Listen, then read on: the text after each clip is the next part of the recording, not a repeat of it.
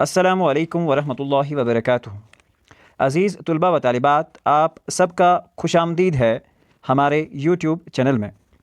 प्यारे बच्चों, आज हम जमात 8वीं की उर्दू का सबक नंबर 7 सीता जी की आहवजारी पढ़ने जा रहे हैं। अपना सबक शुरू करने से पहले आपसे गुजारिश की जाती है कि हमारी यूट्यूब चैनल को सब्सक्राइब करें और बेल आइकन को प्रेस करें ताकि हम जब भी कोई नई वीडियो अपलोड करें तो आपको हमारी वीडियो सबसे पहले मिले। चलिए वक्त ज़ाया किए बग़ैर हम आज का सबक शुरू करते हैं। प्यारे बच्चों, आप सब ने 7वीं जमात में रामचंद्र जी के बारे में पढ़ा होगा। रामचंद्र जी अयोध्या के राजा दशरथ के बेटे थे। राजा दशरथ की 3 बीवियां थीं, कौशल्या, कैकी और सुमित्रा। इन तीनों बीवियों में से 4 बेटे पैदा हुए। रामचंद्र जी इन चारों बेटों में से सबसे बड़े थे और वो कौशल्या के बतन से पैदा हुए। दस्तूर के मुताबिक रामचंद्र जी को राजा दशरथ के बाद उनकी जगह गद्दी नशीन होना था, मगर उनकी सौतेली माँ कैकी ने ऐसा हरगिज़ न होने दिया। रानी कैकी ने एक बार राजा दशरथ की जान बचाई थी। उसकी वजह से राजा दशरथ ने उनसे वादा किया था कि वो उनकी कोई एक बात ज़रूर मानेंगे या उनका कहा हुआ कोई एक काम ज़रूर पूरा करेंगे। तो रानी कैकी ने अपने बेटे भरत को तख्त पर बिठाने की ठान ली और बादशाह से कहा कि वो रामचंद्र जी को 14 साल के लिए वनवास भेज दें। राजा दशरथ ऐसा हरगिज़ नहीं करना चाहते थे, लेकिन मजबूरन उनको रामचंद्र जी को वनवास भेजना पड़ा और रानी कैकी की बात माननी पड़ी। अब जब रामचंद्र जी, क्योंकि कहा जाता है कि रामचंद्र जी एक फरमाबरदार बेटे थे, उन्होंने बाप के कही हुई बात सुनी और वनवास के लिए तैयार हुए। जब रामचंद्र जी वनवास निकलने लगे तो रामचंद्र जी की बीवी भी उनके साथ जाने की ज़िद करने लगी। शायर सरवर जहां आबादी ने अब दोनों मियाँ बीवी यानी रामचंद्र जी और उनकी बीवी सीता जी की मोहब्बत भरी बातों को नज़म की शक्ल में दिया है, जो नज़म की शक्ल में है, और हम अब इसको थारुली जो है पढ़ने जा रहे हैं। तो ये जो पहला ही मिसरा जो है इसका, यानी कि जब रामचंद्र जी घर से निकले तो उस वक्त सीता जी ने उनसे क्या कहा, इस तरह कुछ कलमबंद किया गया है। हमराह अपने बिन मुझे नाथ ले चलो, रेखा तुम्हारे चरणों की हूँ साथ ले चलो। हमराह होता है अपने साथ, बन होता है जंगल, बन का मतलब है जंगल, हमराह होता है किसी के साथ जाना। मुझे नाथ ले चलो, नाथ आका, शौहर या स्वामी को कहा जाता है। रेखा तुम्हारे चरणों की हूँ साथ ले चलो। रेखा का उर्दू मीनिंग जो है वो लकीर का होता है। चरण पाँव को कहा जाता है। तो सीता जी रामचंद्र जी से कहती हैं, हमराह अपने बन को मुझे नाथ ले चलो, रेखा तुम्हारे चरणों की हूँ साथ ले चलो। यानी कि मैं तो तुम्हारे कदमों का निशान हूँ, मैं तो तुम्हारे कदमों की रेखा हूँ, मैं तुम्हारे साथ यहाँ कैसे रहूँगी। तो अपने पति से आहवजारी करते हुए कहती है कि नाथ, मेरे आका, मेरे शौहर, मुझे अपने साथ ले चलो। इसका जो दूसरा शार है वो कुछ यूँ है। नाजुक है मेरा शीशा ये दिल टूट जाएगा, छूटा तुम्हारा साथ तो जी छूट जाएगा। सीता जी रामचंद्र जी से मुखातिब होकर कहती हैं कि मेरा जो ये दिल है ये शीशे की तरह है, इसमें तुम समाये हुए हो, लेकिन अगर तुम्हारा साथ छूट गया तो ये शीशा जिस तरह से टूट जाता है इस तरह से मेरा दिल भी टूट जाएगा। शार नंबर जो 3 है। रातें न कट सकेंगी अकेले फराक की, फराक होता है जुदाई, रातें होती हैं नाइट्स, यानी कि तुम्हारे बग़ैर मेरी ज़िंदगी की रातें कैसे गुजरेंगी, तुम्हारी जुदाई में मैं ये रातें कैसे गुजारूंगी। कड़ियाँ होता है वक्त, ज़माना, वो जिसने जेली हूँ जेले फ़राक की। सीता जी ये कह रही है कि ये कड़ियाँ, ये मुसीबत का जो वक्त है, ये जो परेशानी का लम्हा है, इसको वही झेल सकता है जिसने इस तरह की रातें झेली हूँ।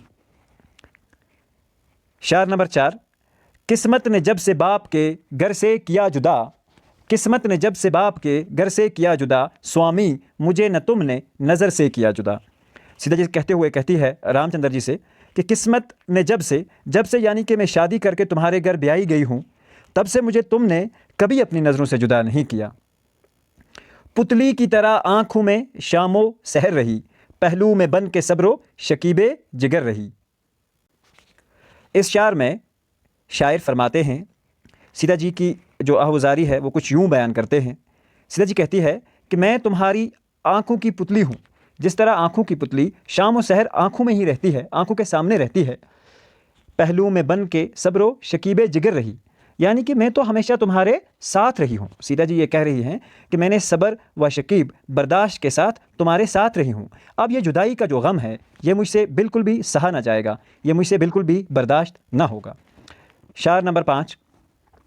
दुख आज तक सहा न गमे इंतज़ार का, मुझ पर करम रहा सितम रोज़गार का।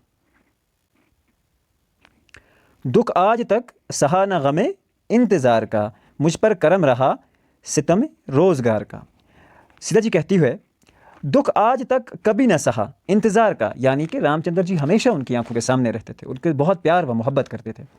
मुझ पर करम रहा, कह रही है सीता जी कि मुझ तक तो अभी करम रहा, सितम रोज़गार, ज़माने की सख्तियाँ कभी मैंने देखी ही नहीं, तो मैं कैसे ये गम, ये दुख, ये इंतज़ार की घड़ियाँ बर्दाश्त कर सकूँगी।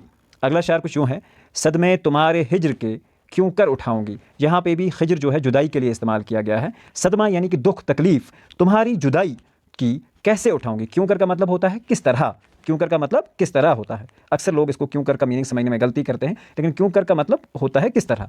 सदमे तुम्हारे हिज्र के क्यों कर उठाऊंगी, मैं मर मिटूंगी, दुख जो ये दम भर उठाऊंगी। कह रही है कि ये सितम मुझसे बिल्कुल भी बर्दाश्त नहीं होगा, इस जुदाई का जो ये गम है मुझसे बिल्कुल भी बर्दाश्त नहीं है, और ना ही मैं ये बर्दाश्त गम उठा पाऊँगी। मैं मर जाऊँगी, अगर मुझे ये गम एक ज़रा भी बर्दाश्त करना पड़ा तो मैं बिल्कुल मर ही जाऊँगी। उसके बाद अगला शायर है, घर में जो छोड़ जाओगे सीता गरीब को। अब यहाँ सीता को गरीब इसलिए कहा गया है क्योंकि एक खाउंद के बग़ैर, एक शोहर के बग़ैर बीवी जो होती है वो बिल्कुल गरीब ही होती है, बेवा के मानद होती है, तो इसलिए गरीब कहा गया। हालांकि वो एक बादशाही गिराने से ताल्लुक़ रखती हैं, राजा के बहू हैं, लेकिन यहाँ इसलिए गरीब कहा गया है क्योंकि बग़ैर पति के एक औरत जो होती है वो एक गरीब होती है। पाओगे बन से आके, यानी कि जंगल से जब तुम वापस आओगे न जीता गरीब को, मतलब अपना कह रही है कि जब तुम बन से लौट के आओगे 14 साल के बाद तो आप मुझे जीता नहीं, यानी कि मैं मर चुकी होंगी तब तक। अगला शार, तारीक तुम्हारे बग़ैर आलम मेरे लिए, फिरदौस भी है आहे जहन्नम मेरे लिए। तारीक तुम बग़ैर, यानी कि तुम्हारे बग़ैर तो पूरा आलम दुनिया को कहा जाता है। तारीक का मतलब अंधेरा होता है, तारीक का मतलब अंधेरा होता है, आलम का मतलब दुनिया होता है, यानी कि तुम्हारे बग़ैर तो दुनिया मेरे लिए अंधेरा है। फिरदौस, जन्नत फिरदौस की यहाँ पे बात हो रही है। आह, यानी कि जन्नत फिरदौस भी जहन्नम लगेगा तुम्हारे बग़ैर, यानी कि अगर मेरी ऐसी ज़िंदगी है जो जैसे मैं जन्नत फिरदौस में हूँ, तो अगर जन्नत फिरदौस भी है लेकिन तुम्हारे बग़ैर वो मेरे लिए बिल्कुल जहन्नम है। सहरा मुझे चमन है रफ़ाकत में आपकी, दुनिया के सारे ऐश हैं खिदमत में आपकी। ठीक है, यहाँ पे सहरा डलान यानी कि वीरान जगहें, चमन है। सहरा जो है, सीता जी कह रही है कि तुम्हारी रफ़ाकत में, आपके साथ में मुझे सहरा डलान या वीरान जंगल भी बाग और फूलों की बड़ा बाग लगेगा। चमन होता है फूलों भरा बाग लगेगा अगर आपके साथ रहूँगी। दुनिया के सारे ऐश हैं खिदमत में आपकी, तो ये कह रही है कि अगर मैं आपकी खिदमत में रहूँगी तो मेरे लिए दुनिया के सारे ऐश वही हैं, यानी कि आपकी खिदमत में रहना, आपके साथ रहना। अगला, यूं हर तुम्हारे साथ फिरूंगी मैं बन में खुश। हर का लफ्ज़ जो है यहाँ पे भी ये खामुद या आका या हस्बैंड के लिए ही इस्तेमाल हुआ है, शोहर के लिए ही इस्तेमाल हुआ है। ये कह रही है कि मेरे शोहर, मैं तुम्हारे साथ फिरूंगी बन में खुश होकर। जैसे एक बमरा फूलों की क्यारियाँ जो होती हैं चमन में, उसमें खुशी से एक फूल से दूसरे फूल पे घूमता है। पीतांबर समझ के दरख्तों की छाल को, क्योंकि जंगल में तो कोई और तरह का किसी तरह का कपड़ा मैसर नहीं होगा, तो ये कह रही है कि पीतांबर एक जरद रंग का रेशमी और कीमती लिबास होता है। ये कह रही है कि जो दरख्तों की छाल होगी मैं उसको पीतांबर समझूंगी, तुम्हारा साथ अगर है तो वो मेरे लिए जरद रंग का रेशमी लिबास है। आरास्ता करूंगी कदे नो निहाल को, अपने जिस्म को मैं उसी कपड़े से, यानी कि उसी दरख्तों की छाल से जिसको वो पीताम्बर समझ रही है, उसी से डांपूंगी और उसी से छुपाऊंगी और उसी से आरास्ता करूंगी। अगला शार है, स्वामी जो तुम हो साथ तो कैसा अलम कदा। स्वामी भी यहाँ हाउद या शोहर के लिए इस्तेमाल किया गया है। ये कह रही हैं सीता जी कि जो तुम हो साथ तो कैसा अलम कदा, अगर आप साथ हो तो गम क्या है। हसपोश झोंपड़ा मुझे होगा सनम कदा। ठीक है, हसपोश झोंपड़ा जो है वो होता है घास फूस का बना हुआ एक झोंपड़ा, जिसको हम कहेंगे या झोंपड़ी भी कहेंगे। यहाँ झोंपड़ा लफ्ज़ लिखा हुआ है। मुझे होगा सनम कदा, यानी कि एक बड़े महल की तरह मुझे लगेगा कि अगर तुम्हारा साथ है, एक घास से बनी हुई झोंपड़ी मुझे सनम कदा जैसी दिखेगी। सब्ज़ा बना के लाएगा बिस्तर मेरे लिए, जो नीचे सब्ज़ार होगा, सब्ज़ार जो होगा घास वगैरह जो होगा, घास फूस जो ज़मीन पे होती है, फ़र्श पे होती है, वो मुझे बिस्तर लगेगा तुम्हारे साथ। झूला झुलाने आएगी सरसर, हवा के लिए इस्तेमाल होता है मेरे लिए, कि मुझे झूला, क्योंकि ये रानी है और अयोध्या की रानी है, और इसलिए तो ये जो घर के आराम और आसाइश है, ये बयान करते हुए कह रही है कि घर में जो झूला झुलाया जाता है या जो झूला होता है जंगल में, मुझे हवा वो झूला झुलाएगी, क्योंकि मेरे साथ स्वामी तुम हो। सूरत तुम्हारी देख के गम भूल जाऊंगी, सहरा के सारे रंजो अलम भूल जाऊंगी। सूरत कह रही है कि तुम्हारी शक्ल, तुम्हारा चेहरा देख के मैं दुनिया के सारे गम जो हैं वो भूल जाऊंगी।